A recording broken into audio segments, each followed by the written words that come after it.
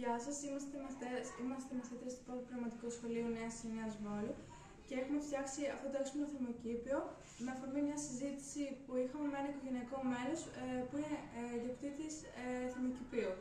Ένα από τα βασικότερα προβλήματα που μας είχε αναφέρει είναι η έλλειψη της σταθερής θερμοκρασίας που θα βοηθάει στη σωστή ανάπτυξη των φυτών. Γι' αυτό και εμείς σκεφτήκαμε κάποιους τρόπους ώστε να λύσουμε το πρόβλημα αυτό. Το συγκεκριμένο έργο το έχουμε φτιάξει με κάποιους κινητήρες που έχουμε βρει από το Arduino.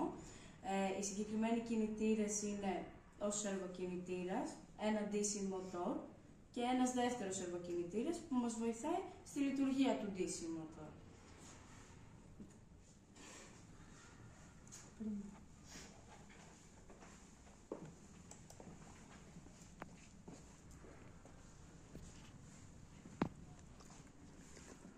Τώρα θα σας δείξουμε αναλυτικότερα πώς δουλεύει.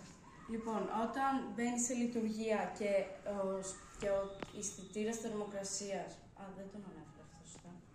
Ο αισθητήρας θερμοκρασίας δείτε ότι η θερμοκρασία ανεβαίνει πάνω από τους βαθμούς που έχει επιλέξει κάποιος για να αναπτυχθούν τα φυτά του ή η παραγωγή του.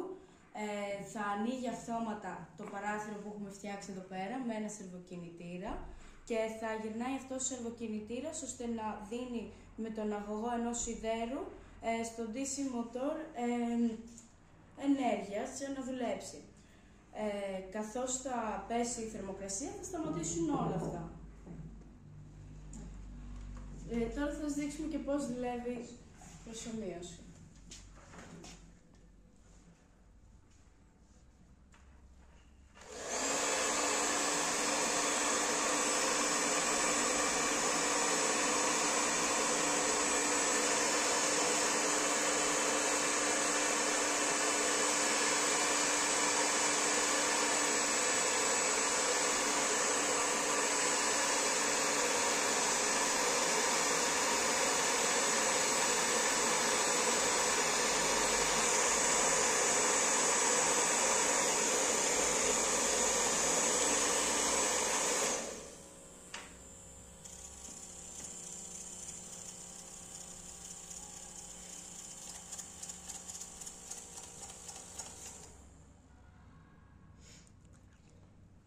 Ευχαριστούμε πολύ. Ευχαριστούμε πολύ.